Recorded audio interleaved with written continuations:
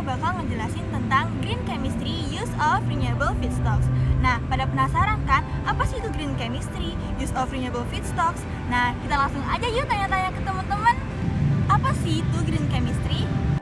Nah, apa itu green chemistry? Green chemistry itu merupakan suatu konsep untuk mendesain dan mengubah suatu materi dan juga bahan kimia, di mana materi dan bahan kimia tersebut itu akan digunakan di masa depan dan akan memberikan suatu dampak efek yang lebih baik bagi kesehatan dan lingkungan. Selain itu, juga akan membuat planet ini menjadi lebih efisien dan sehingga kehidupan manusia akan menjadi lebih baik. Pada prinsipnya, green chemistry memproduksi bahan kimia yang aman dan ramah lingkungan. Serta green chemistry ini memiliki tujuan untuk memberikan gambaran bagaimana cara mencapai fungsi yang sebaik-baiknya tanpa mendapatkan dampak negatifnya. Apa sih pentingnya green chemistry use of renewable feedstocks? Bahan kimia sangat penting dalam perkembangan teknologi. Akan tetapi, bahan kimia atau chemistry dapat membawa dampak negatif atau new environmental problem dan harmful side effect yang tidak kita inginkan. Oleh karena itu, diperlukan bahan kimia yang lebih aman dan ramah lingkungan. Ilmuwan berpikir untuk menjaga alam ini agar tetap sejuk, nyaman, dan ramah lingkungan sehingga dapat dinikmati pada masa yang akan datang. Mengingat ledakan penduduk yang semakin hari semakin meningkat menyebabkan ketersediaan sumber daya alam yang semakin menipis, polusi semakin meningkat, kemudian iklim yang semakin hari semakin tidak menentu, penggunaan bahan baku yang dapat diperbarui sangat ditekankan dalam kehidupan sehari-hari.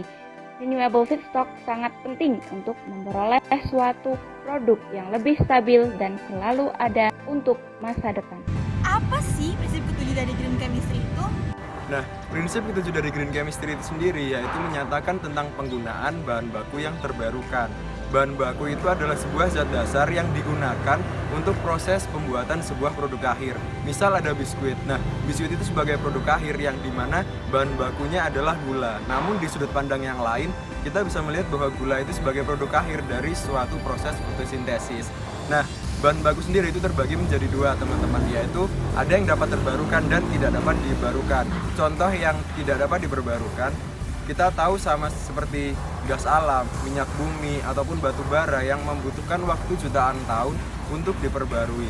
Sedangkan untuk bahan baku yang dapat dibarui itu adalah biomasa. Biomasa adalah material yang kita ambil dari makhluk hidup, biasanya adalah tanaman.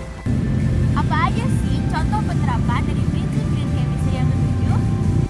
Salah satu contoh penerapan prinsip green chemistry yang ketujuh dalam bidang industri adalah plastik yang ramah lingkungan. Seperti yang kita ketahui saat ini, banyak perusahaan di berbagai negara yang mulai mengembangkan plastik berbahan dasar tanaman, karena tanaman merupakan sumber energi yang terbarukan. Plastik berbahan dasar tanaman ini akan digunakan untuk menggantikan plastik yang berbahan dasar petroleum, karena petroleum berasal dari minyak bumi dan merupakan sumber energi yang tidak terbarukan. Salah satu contohnya adalah perusahaan di Amerika Serikat yang menggunakan polimer poliasam laktat yang berasal dari tumbuhan untuk membuat kemasan makanan ataupun minuman.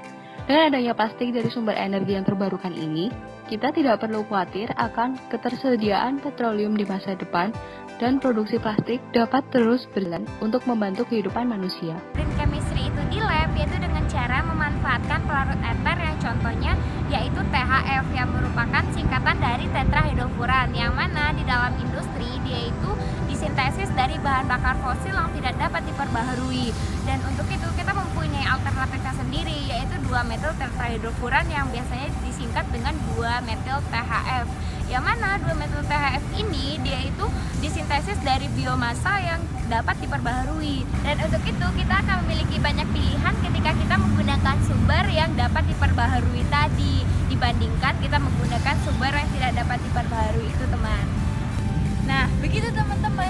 Jadi, meskipun kita udah nggak pakai sumber daya fosil lagi, tapi kehidupan di dunia ini masih bisa berlangsung loh teman-teman. Maka dari itu, kalian udah pada ngerti kan apa itu green chemistry use of renewable feedstocks. Sekian dari kelompok 7 teman-teman. Makasih udah nonton.